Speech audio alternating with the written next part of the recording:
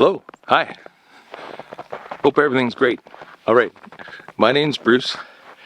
This is my classroom, my channel, and if you've been following along and if you've been enjoying the videos, I certainly hope you subscribe. It'd do me a great favor if you just hit the subscribe thing, because there's practically no reason not to. It costs you nothing, there's no downside. There you are, and you get to have this thrilling entertainment brought into your living room or wherever you may be on a somewhat of a regular basis. Anyway, as you know, my name's Bruce. This is my channel. I like to talk about people. I like to talk about things. I like to talk about ideas. Well, today I'm going to talk about briefly two people. I'm going to go back and touch on my good friend Rene Levesque for another second. If you recall, a previous video I discussed Mr. Levesque and his approach to governance, which was really it was a practical exercise of some of the things that I've been talking about. You may not agree with his ideas, and you may not think he's a great guy, whatever, but that's okay. But what he did was he said, these are my ideas. These are the reasons why they're good. Let's have a discussion of this. We'll discuss what you think of your ideas, and we'll compare them with my ideas, and we'll work through it in a democratic and systematic fashion in order to achieve what is the goal of government, which is to maximize the well-being for everyone. Previously, I'd mentioned about the hydroelectric, the electricity generation in this area, in Monsieur Levesque's area of Quebec, and how that has really benefited greatly. It's benefited the province of Quebec, which is kind of like a state in the United States, the province of Quebec, and it has benefited really Canada, and has benefited everyone that lives here, whether you realize it or not. You have reaped the benefit of this action and this policy. Okay. Now let's talk about another policy that he had was before his election, say in around 1970. Well, what was happening in Quebec, and it had been happening over 40 or 50 or 60 or 80 or however many years, was the control of public land, the control of the terrain, the control of the forest had been being concentrated into the hands of fewer and fewer people, and to the benefit of fewer and fewer people. And so we're talking great swaths of land, tens of thousands of square kilometers or tens of thousands of square miles, and this that's it. So if you were a person, if you woke up in the morning and you decided that what you wish to do was go and hunt, you wish to go and gather a tree for Christmas, to celebrate Christmas, or you wish to take your children on a walk even, or whatever, then there's a good chance that you were treading across some public land that was controlled by a very small private interest, not to your benefit. And so Monsieur Levesque said, oh, well, we can't have this. This is not really maximizing the benefit of everyone. And so he said, well, let's change this. And so there was a period of discussion and debate and back and forth and such like this. And so then there was a change in the manner in which public lands were managed and administered and utilized. And so there's small regional, very small regional bodies or clubs or entities, and they work to manage the forest and the public areas and the rivers and the streams and the lakes. So really, so that lots and lots of people can enjoy this. And in this area around here, there's some manifestations of this. There's some things that kind of look like they're public or look like they're private, but they're public, and things that look like they're public but they're private.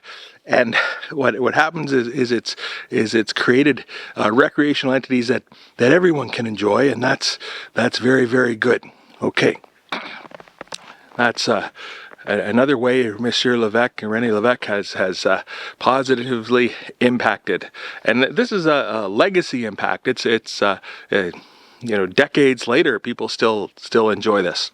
Okay, another thing I'm going to talk about here, which is related to really the theme of my message or the channel, and that is, well, recently in Canada, there's the Royal Canadian Mounted Police, which is might want to compare it to the FBI, but no. They're famous. They have their red serge coats. They wear hats similar to this hat, which I can tell you is a very warm hat. It's great. And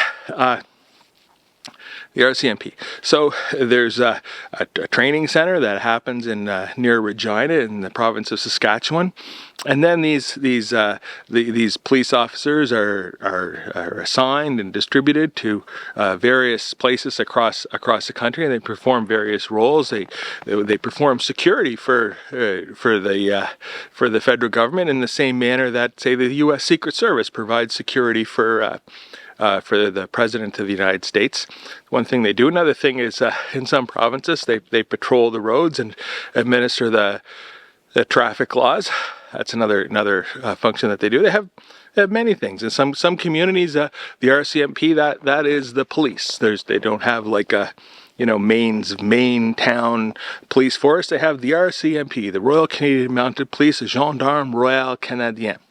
Okay, now. When you are a member of the police force or in this sense, you're a private citizen, but you're and you can express your views in some ways, but some views you're fulfilling a professional role for the government. Okay. So there's a bit of a thing now where a member of the RCMP had created a bit of a YouTube channel or website or something, some of this. And remember, I keep saying that there's no editorial governance upon this. I mean, like, I can say whatever silliness that I want to say. Now, what I do say, and you can please leave a comment and tell me whether you believe this to be true, is what I tend to do is I stick to the textbook. The textbook, I mean, the ideas that I'm expressing are, these are the ideas that are the academically proven ideas, the ideas that have stood the test of time, the ideas that have been weathered a lot of debate. Okay, and still there's diversity of opinion on some of these things that I say, and that's okay. If you have a diverse opinion, please leave a comment. Well, I'd love to hear it. Nothing better. Okay, but if you're an RCMP guy, then part of the deal is your expression of some of these more bizarre ideas is not is curtailed. Okay, you're expected to behave with measures of professionalism, and so this one guy, he has this website and he didn't. But which brings me back to the topic of another person I said I wanted to talk about. I'll introduce as our Prime Minister Justin Trudeau, who's now the Prime Minister of Canada. There you are. And during the election time, or quite a few elections ago, like 2013 era, 2014 era, Prime Minister Justin Trudeau said, with respect to the federal budget and the federal deficit, is what he said was that the federal budget balances itself. Now, if you've been following along and you've been maybe reading ahead in the textbook, you may realize that what he said is absolutely correct. Okay? Absolutely correct. Period. There's not even a lot of debate on that one. So if we go back here and we talk about what is,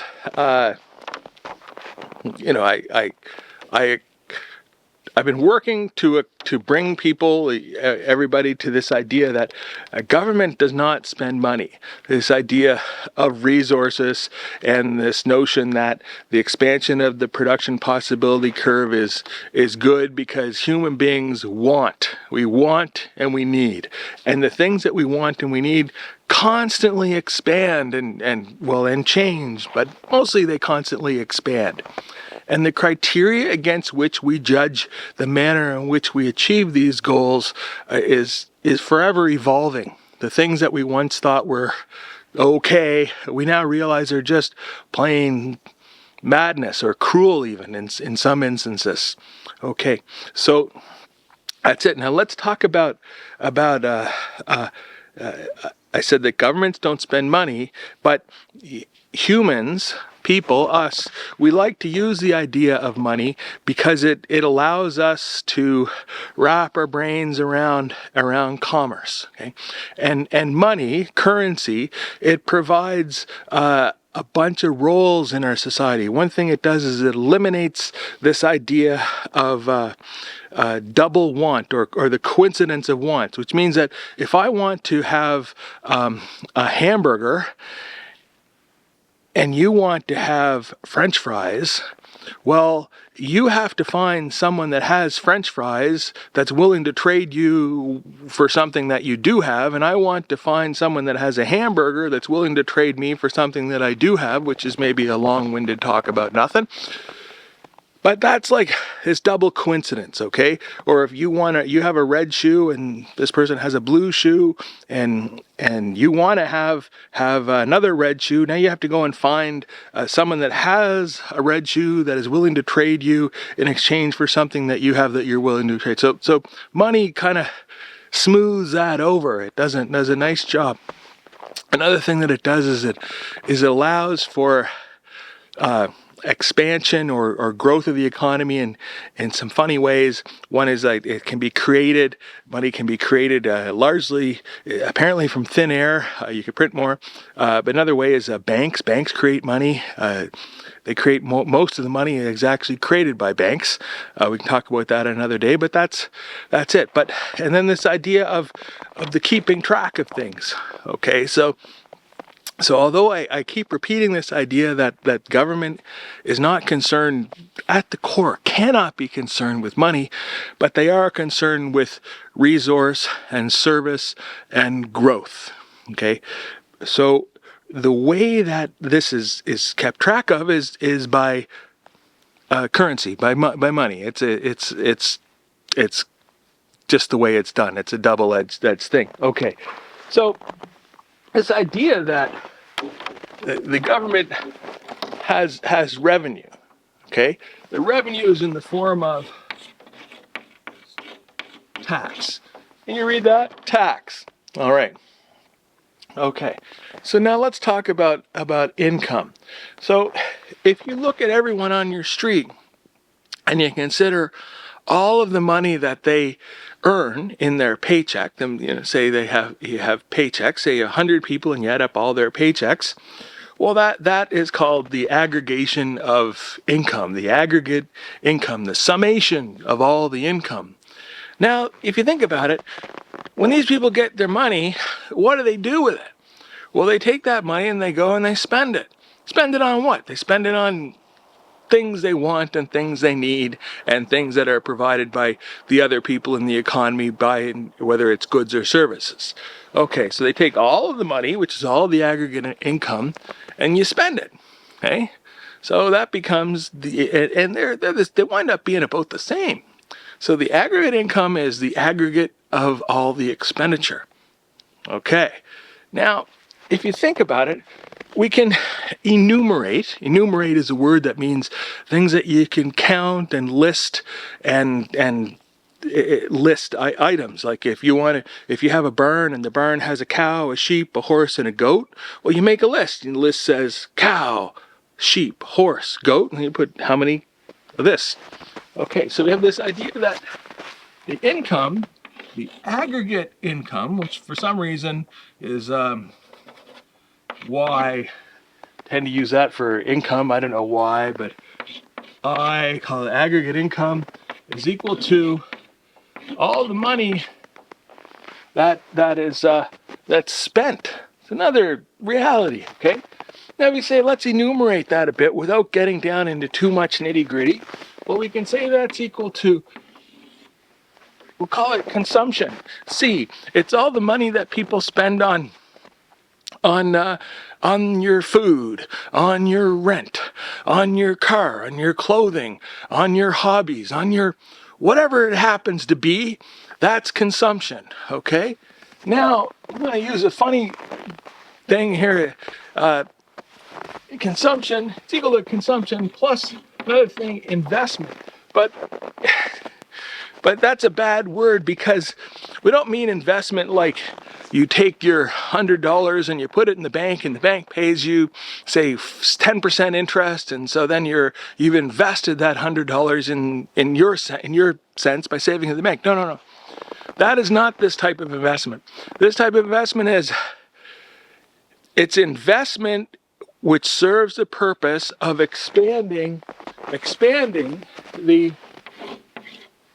production possibility curve, the stuff and knowledge. Okay, so you're purchasing, or you're building, or you're constructing things that are gonna expand that outward. One example would be, if you happen to be a baker and you're doing all your bread baking and you're mixing your dough by hand, and then one day you realize that your sales have gone up, or your capacity to keep up by mixing the dough by hand is no longer capable. So then what you do is you purchase a large dough mixer, a machine that's going to expand your capacity to produce bread.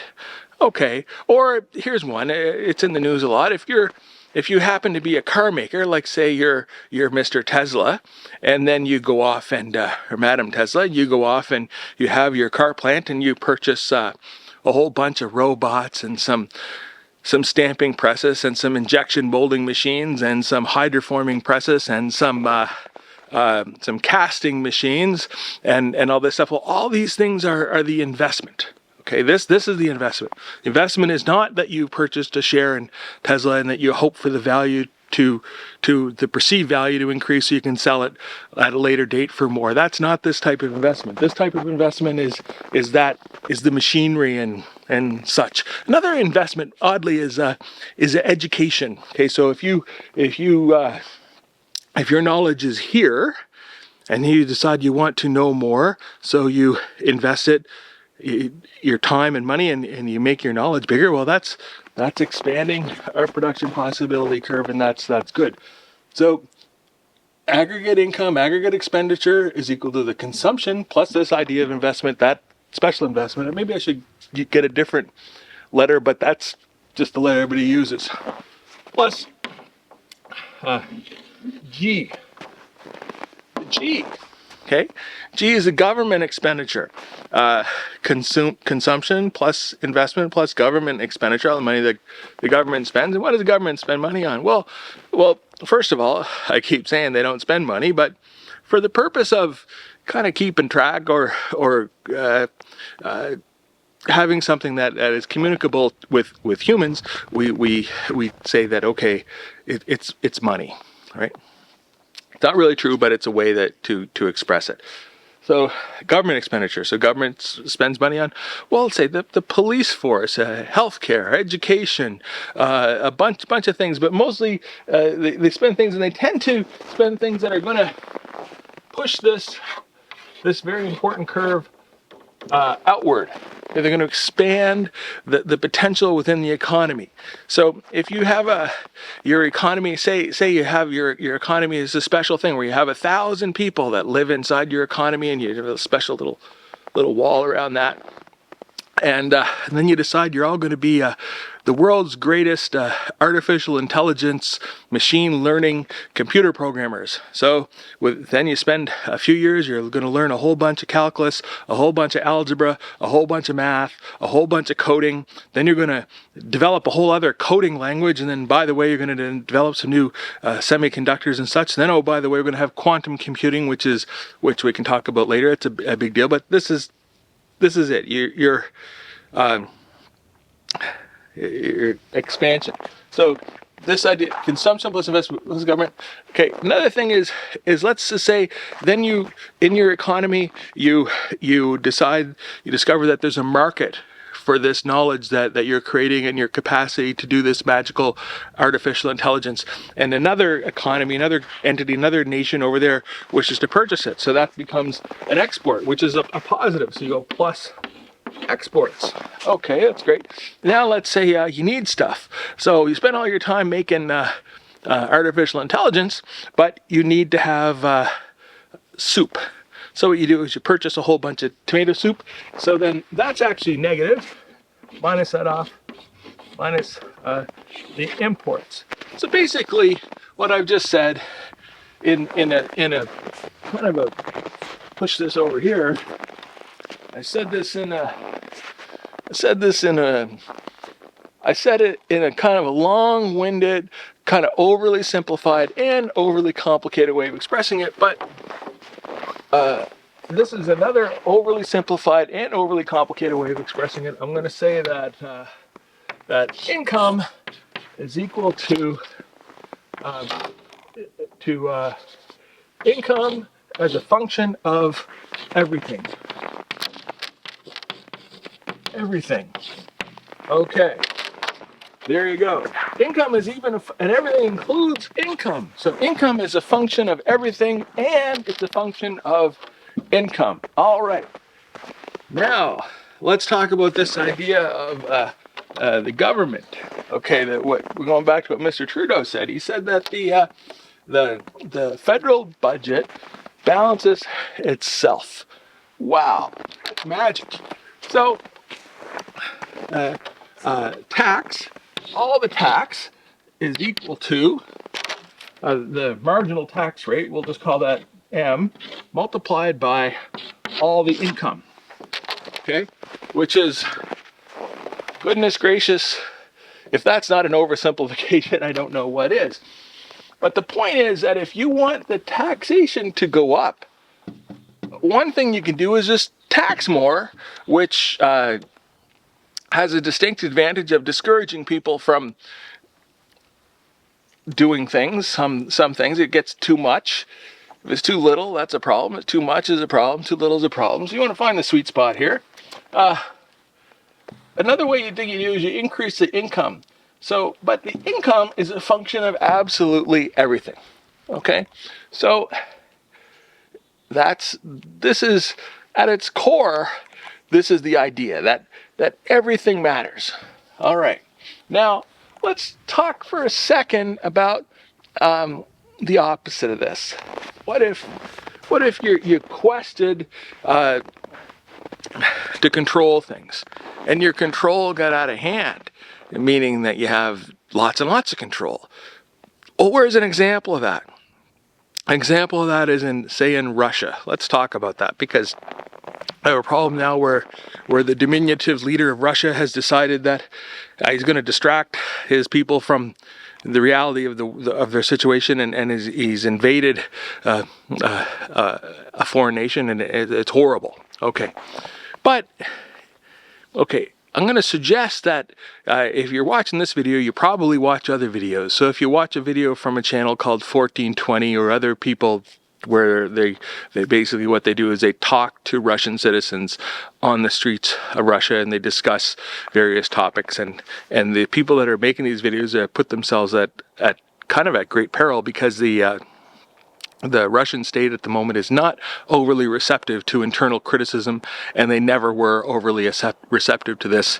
And if you are a critic of Vladimir Putin, rightly, and he's rightly deserving of a tremendous amount of criticism, and if you are a critic of the Russian government in general, there's a good chance that you're going to wind up in prison or worse. Okay, so that's a big deal. But related to this conversation is you have a situation where, when you're watching these other videos, the Russian ones, what I suggest you do is look past the person that's talking and look at what surrounds them, and you're going to notice that everything that exists in Russia comes from somewhere else.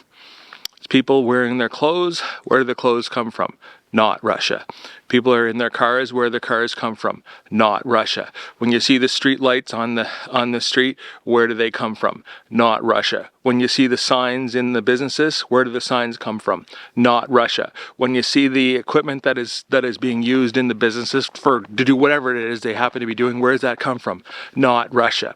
Okay, then the Russian, if you have someone that's an adherent or a believer in Mr. Putin, and they will say, well, what's good about Mr. Putin? They say, well, the 1990s were terrible for Russia, and he saved us all. But the reality is that's not true. What really happened was the 1990s and the 1980s and the 1970s and the 1960s and on were terrible for Russia.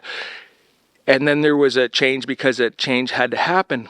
And when you look around Russia at this moment and you see the comfort that to the extent that this is true, that Russians are enjoying and respect that.